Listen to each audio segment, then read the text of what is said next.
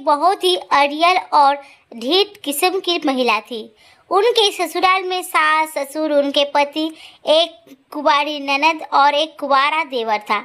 शादी के 2 वर्ष के बाद उनके ससुर का देहांत हो गया। अब तो कुसुम देवी को और भी मनमानी करने की खुली आज़ादी मिल गई, क्योंकि वो जो थोड़ा बहु लिहाज आदि करती थी वो अपने ससुर का, अब तो वो रहे ही नहीं, तो देवी को किसी का भी डर नहीं था।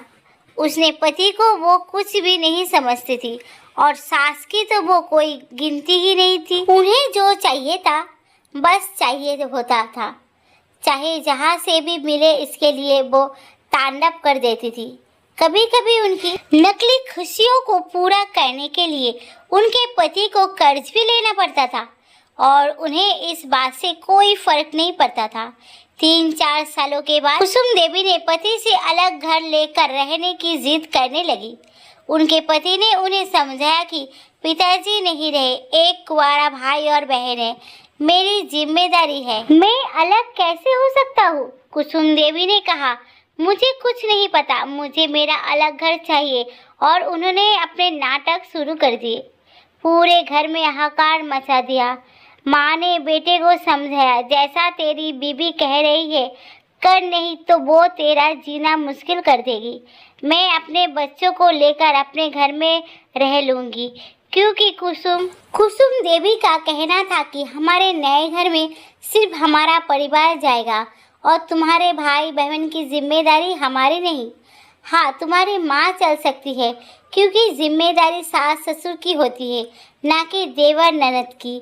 उस महिला को ये बात समझ में आ ही नहीं रही थी कि उसके देवर ननद अभी बहुत छोटे हैं और उसके पिता नहीं रहे, तो बड़े भाई की जिम्मेदारी है उनकी देख रेख करना।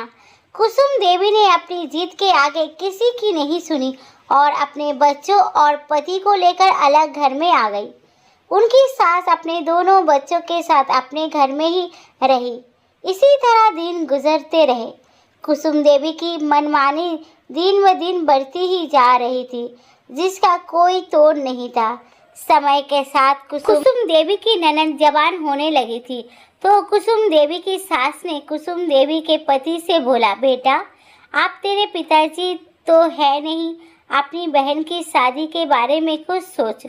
कुसुम देवी ने तुरंत ही अपने पति को बोला, ये तुम्हारी जिम्मेदारी नहीं है, तुम्हारी माँ की बेटी है, बोझ आ रही अपनी बेटी का, क्योंकि अब तुम्हारी बेटी भी कुछ सालों में विवाह योग्य हो जाएगी। अपनी बेटी के विवाह के बारे में सोचो। तब कुसुम देवी की सास ने बोला, मैं तुमसे मेरी बेटी की विवाह में खर्चा करने के लिए नहीं बोल रही हूँ, उसका विवाह मैं अपने पैसे से ही कर लूँगी।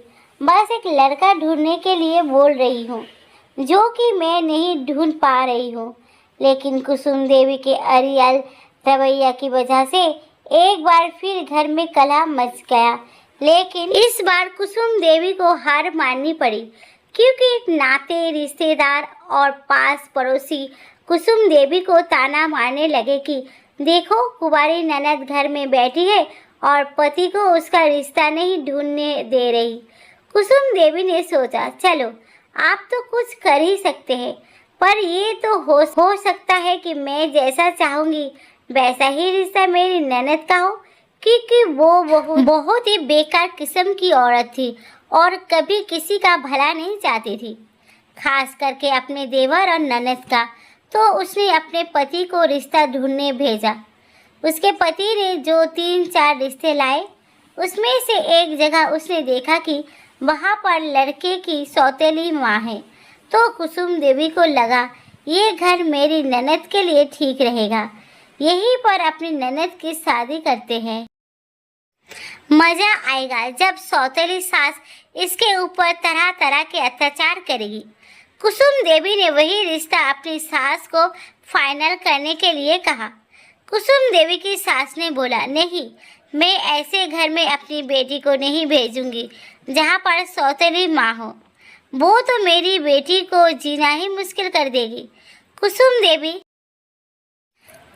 ने तरह तरह की बातें बनाई कि लड़का बहुत अच्छा है, बहुत अच्छा कमाता है, आपकी बेटी वहाँ पर राज करेगी और माँ का क्या है, वो तो कुछ दिनों में चली ही जाएगी, फिर क्या लेना देना। किसी तरह से उसने अपनी सास को वहाँ पर बेटी की शादी करने के लिए राजी कर लिया।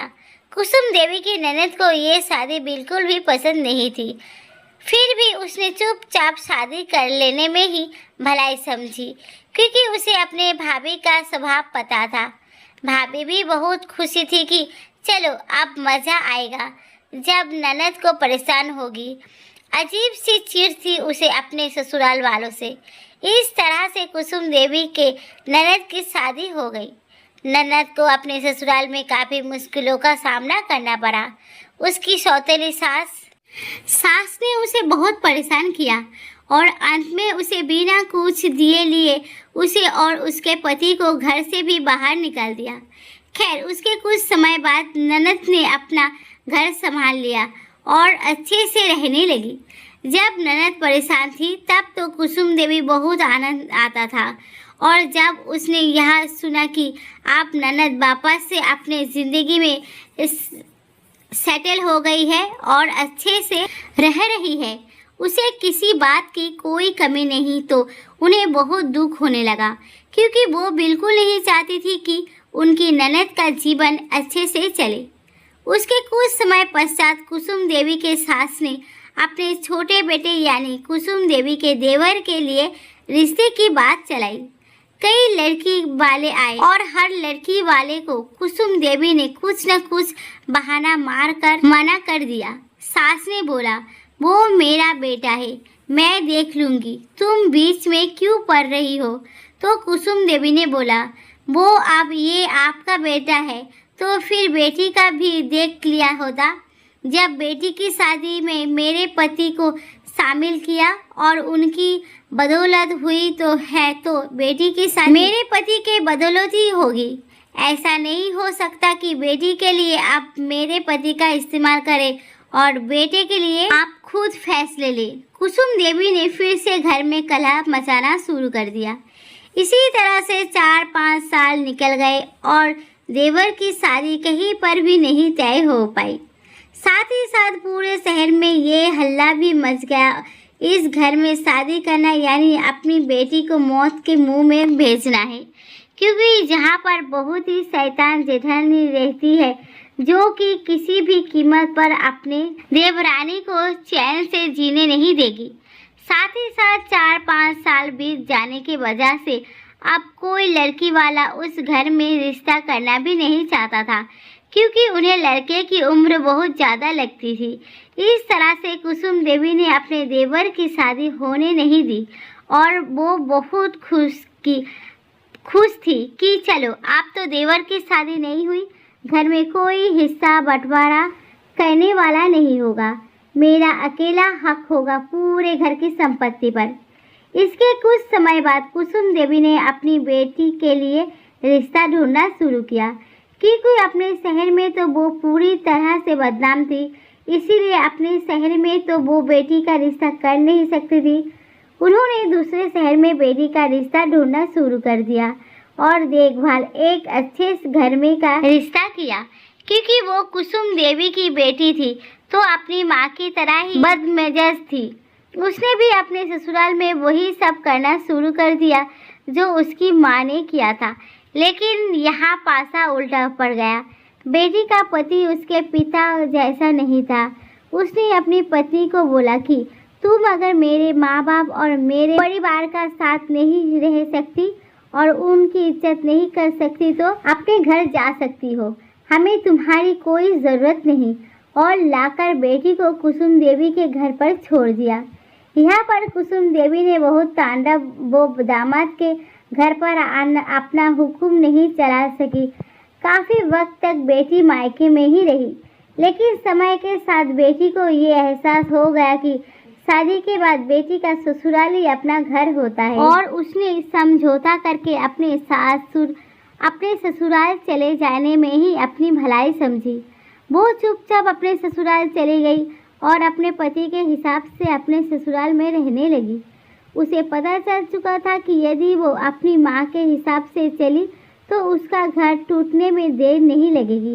इसके कुछ समय बाद कुसुम देवी ने अपने बड़े बेटे का विवाह किया। बड़े बेटे का विवाह भी उन्होंने दूसरे शहर की लड़की से किया, क्योंकि अपने शहर के तो हर व्यक्ति को उनके बारे में अच्छे से पता था। कोई अपनी लड़की उनके घर में तो नहीं देने वाला था। बड़े बेटे के विवाह के बाद बड़ा बेटा अपनी पत्नी को माँ बाप के पास छोड़कर अपनी नौकरी पर चला गया। बड़ी बहू को कुसुम देवी ने 2 ही दिनों में खून के आंसू रुला दिया। उनकी बड़ी बहू सीधी सादी थी, तो वो चुपचाप उनके जुल्म सहती थी, कोई जवाब नहीं दे पाती थी।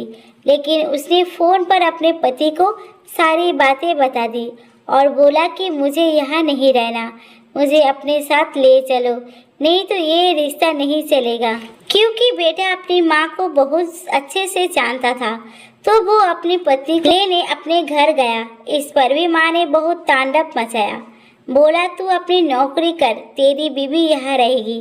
तो बेटे ने भी साफ साफ बोला कि ये मेरी बीवी है और इसकी शादी मेरे साथ हुई है, ना कि मेरे माँ बाप से।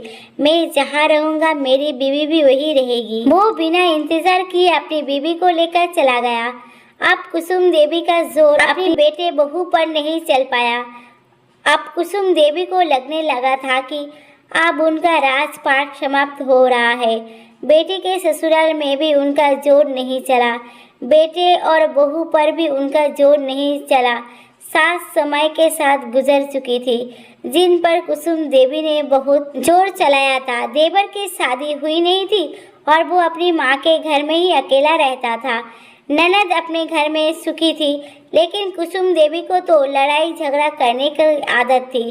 कुसुम देवी के पति कुसुम देवी के साथ रहते रहते चुपचाप रहना सीख चुके थे और किसी बात का कोई उत्तर देते भी नहीं थे, तो लड़ाई का सवाल ही नहीं उठता था। कुसुम देवी ने सोचा कि चलो आप छोटे बेटे की शादी करते हैं और उस बहू को तो मैं बिल्कुल भी नहीं जाने दूंगी। छोटा बेटा तो इसी शहर में रहता है, तो साथ में ही रहेगा।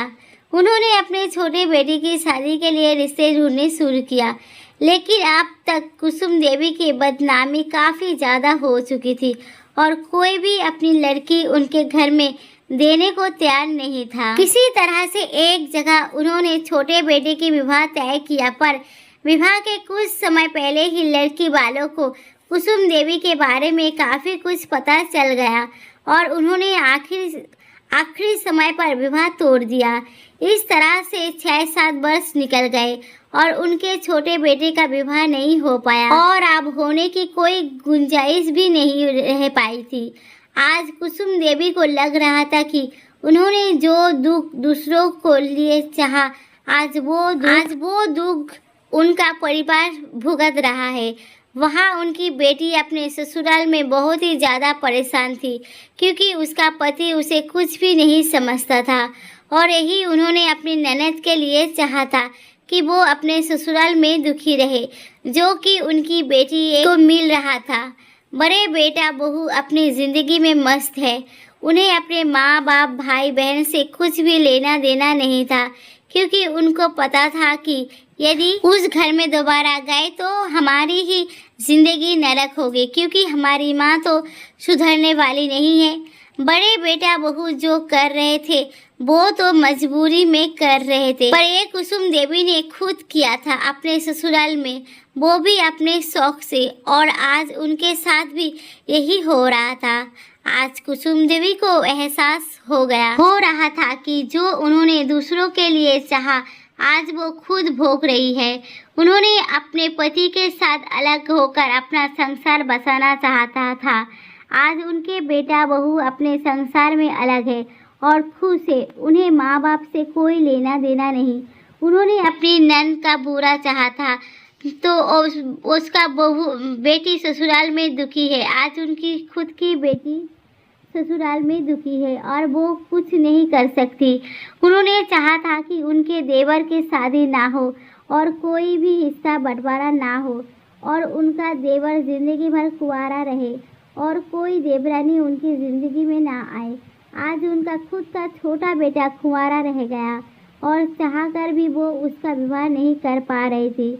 आज कुसुम देवी का समझ में आ गया था कि अपने किए का फल तो भोगना पड़ता ही है और अपने किए का फल खुद के साथ साथ अपने औलादों को भी भुगतना पड़ता है। जिसको कुंवारे देवर को देखकर कुसुम देवी को बहुत तसल्ली होती थी, आज अपने कुंवारे बेटे को देखकर कुसुम देवी का दिल खून के आंसू रोता है कि बेचारा अपनी ज़िंदगी में कितना अकेला रह गया। काश उन्होंने कभी देवर के बारे में भी सोचा होता। कुसुम देवी को आज ये एहसास हो रहा था कि उनकी वजह से उनकी औलाद को भी काफ़ी कुछ झेलना पड़ रहा था, जबकि उनकी कोई गलती भी नहीं थी। उन्होंने जो भी आज ज़िंदगी में बहुत दुख भोगना पड़ रहा है और उनके कर्मों की सज़ा है, पर उनके कर्मों की सज़ा उनके साथ साथ उनकी औलाद को भी मिल रहा है।